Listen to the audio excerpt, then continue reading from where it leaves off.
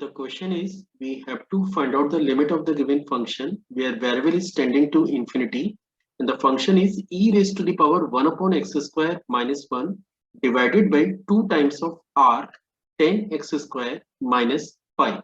So let's see how we are going to solve the given problem. तो चलिए शुरू करते हैं।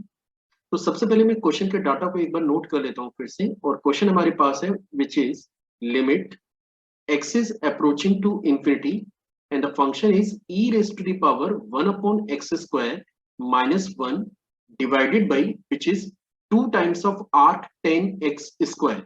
तो मैं एक्सपेक्ट कर रहा हूं कि आपको पता होगा कि arc 10x square का मीनिंग क्या होता है। इसको आप लिख सकते हैं 2 times of 10 inverse x square minus pi के। तो फाइनली ये वो फंक्शन है जिस फंक्शन की लिमिट आपको कैलकुलेट करनी है। तो अगली स्टेप में हम लोग क्या कर रहे हैं, हम लोग इसे लिख सकते हैं limit x approaching to infinity, in the numerator we are having e raise to the power 1 upon x square minus 1 और डिनोमिनेटर से मैं 2 को कॉमन ले रहा हूं। तो अगर मैं 2 को कॉमन लूंगा तो यहाँ पे ये बनेगा 10 inverse which is x square minus pi by 2 के।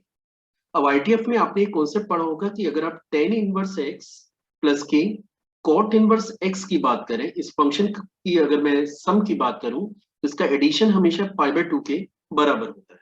It means in the next step we can write it that is limit x is approaching to infinity. और फंक्शन में जो चेंजेस मैं करने जा रहा हूं हम लोग इसे लिख सकते हैं e raise to the power 1 upon x square minus 1, ये आपका न्यूमरेटर पार्ट है, और दिस इज 2, और इसको हम लोग लिख सकते हैं माइनस के कॉट इनवर्स x स्क्वायर के, है ना। while using this result which is tan inverse x plus cot inverse x is equal to pi by 2 के।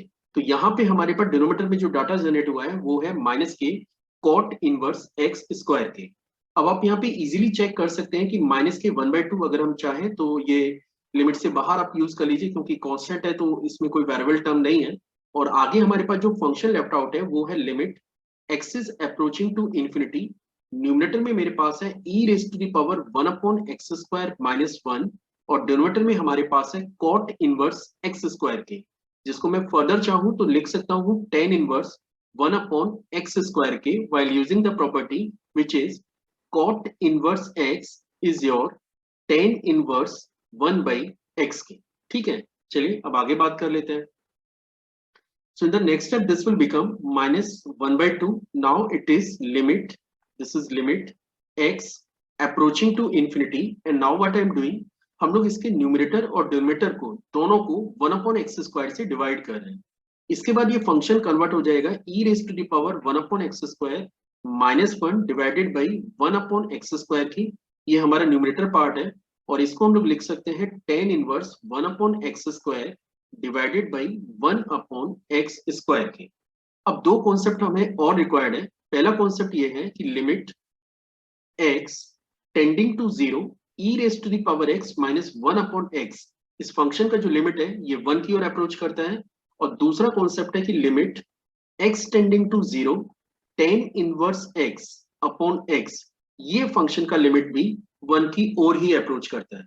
तो अगर आप देख सकते हैं कि अगर आपको गिवन फंक्शन में x टेंडिंग टू इंफिनिटी अगर आपको दे रखा है तो ये जो पावर है ये आपकी 0 की ओर अप्रोच करेगी, ये भी आपका 0 की ओर अप्रोच करेगा, ये टर्म भी 0 की ओर अप्रोच करेगा और ये टर्म भी 0 की ओर अप्रोच करेगा। इट मींस हम लोग डायरेक्टली इसको रिप्लेस कर सकते हैं माइनस के 1/2, ये पहला टर्म है, कांस्टेंट है, ये तो अलग ही है।